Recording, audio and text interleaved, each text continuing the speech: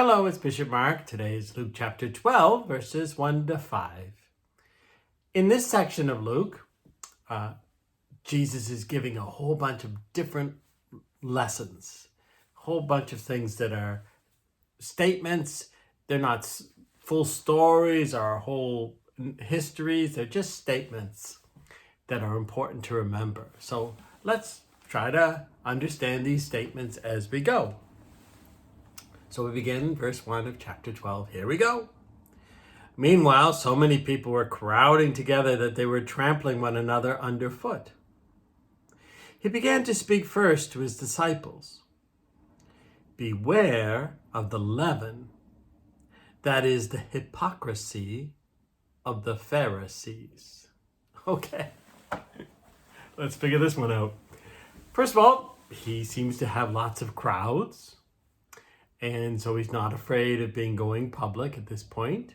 He's near Jerusalem, but there's many people coming to see him. But first he speaks to the disciples, though we know who the disciples are. And let's figure out this warning to them. Beware of the leaven that is the hypocrisy of the Pharisees. Beware of the leaven, that is the hypocrisy of the Pharisees. Okay, let's first talk about leaven. Leaven. Leaven is a very important thing in the Bible. Now, what is leaven? Leaven is what makes bread rise. It's yeast. So if a bread has yeast in it, it rises. It gets fluffy. And it's therefore leavened. But if it has no yeast, then it doesn't rise. It's like the difference between a pita pocket and Wonder Bread. See, one is fluffy and the other is not. Now, why is leaven important? Well, first of all, leaven's important for all. We love bread, don't we? But in the Old Testament, when the Jewish people were escaping the Egyptians, one of the things at the big important night called Passover was that they should not leaven their bread. Okay, why? Because yeast or leaven takes time. What you do is you mix in the grains of it, and then overnight, poof, it blows up. It takes time to do that. But if your bread is unleavened, then you don't waste that time.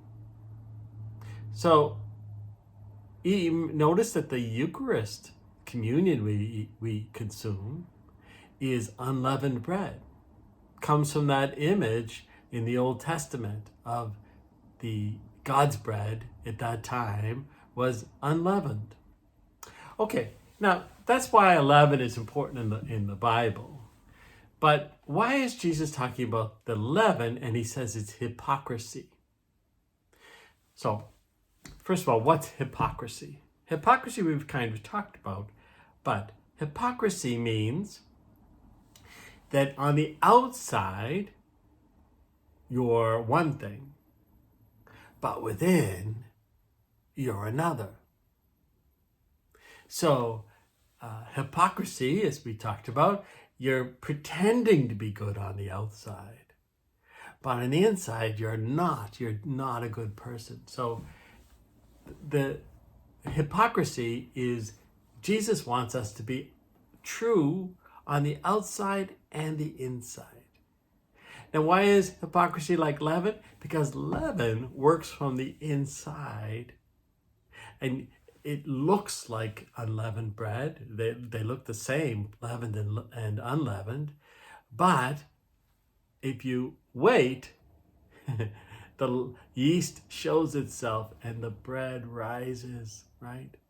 So it's kind of hidden at first on the inside, but it eventually shows itself.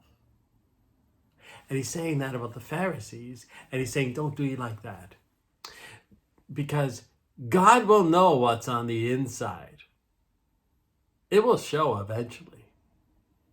So beware that the Pharisees are like that. They're not showing who they truly are on the inside. Okay, that continues. Let's continue it. There is nothing concealed that will not be revealed, nor secret that will not be known. Therefore, whatever you have said in the darkness will be heard in the light.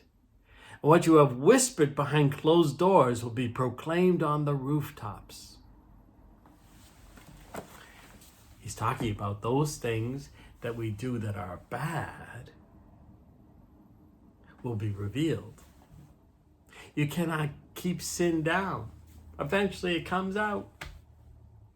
I think I remember telling you about the clock. I wasn't supposed to touch my mother's clock, but it was just so touchable when I was a kid, and I moved it. And I didn't know what I had done. I had turned it off. Of course, I thought I had broken it, but really what I had just done is turned it off. But it was a clock you don't turn off.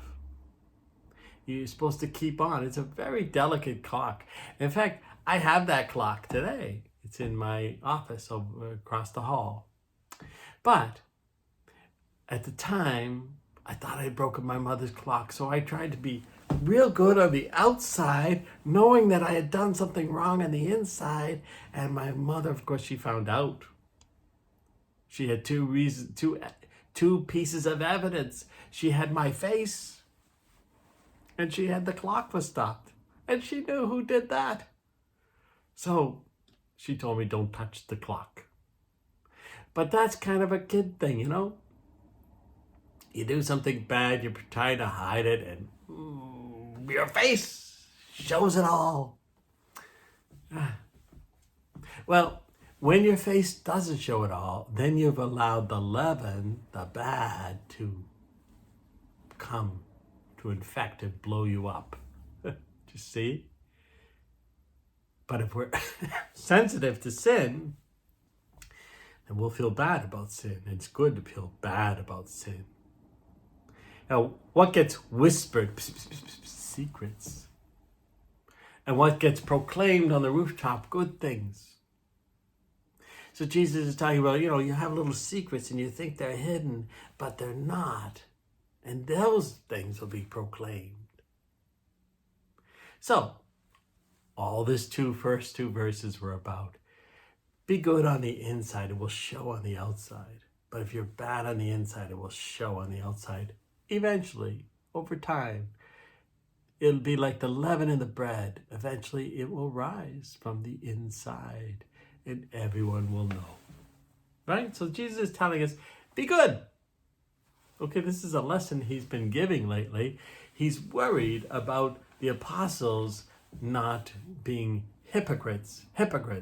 He wants them to be solid, and he's worried about you and me to be solid, to be good on the inside and on the outside, and not have these dirty secrets or bad secrets or sinful lives. Okay, what's next? I tell you, my friends, do not be afraid of those who kill the body, but after that can do no more. I shall show you whom to fear.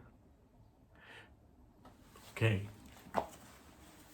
Now Jesus is getting very, very serious here. And he knows that he is not the only one being hunted. There's the Pharisees and the scribes are watching for him to say something that will be so bad that they'll have an excuse to get rid of him. But he's also warning his disciples, if you're my follower, then you also have to be like me. And you have to be willing to stick up for the good, to do the good and not be afraid of the good.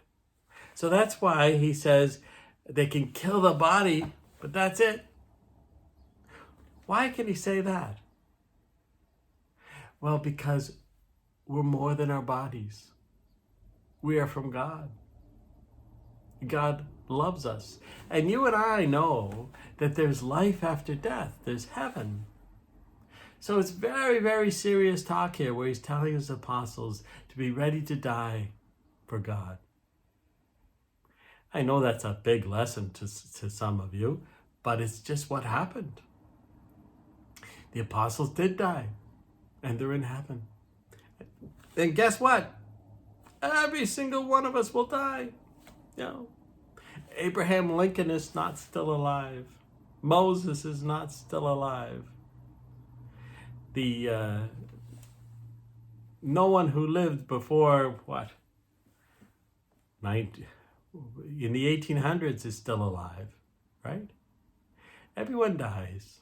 Some people live very long lives, and I hope you do, and I hope I do. But then we go to heaven to be with God. So they can take our life here on this earth, but you cannot touch our life in heaven. Very serious lessons that Jesus is giving you and giving me. Let's finish what we're going to do today with I shall show you whom to fear. Be afraid of the one who after killing has the power to cast into Gehenna. Yes, I tell you, be afraid of that one. Okay, so first I need to explain Gehenna. Gehenna is a word for hell. And it's also a place outside of Jerusalem where it's like an awful, terrible place outside of Jerusalem. And hell gets named after this awful place outside of Jerusalem where they burn the trash and other things. So, we want to go to heaven. We don't want to go to hell. That's what is what we should be afraid of. Okay, hope it's not too scary a book, reading today, but we're going to read everything. And next time we're going to see how beautiful and precious we are in God's eyes. Okay, peace to you. Bye now.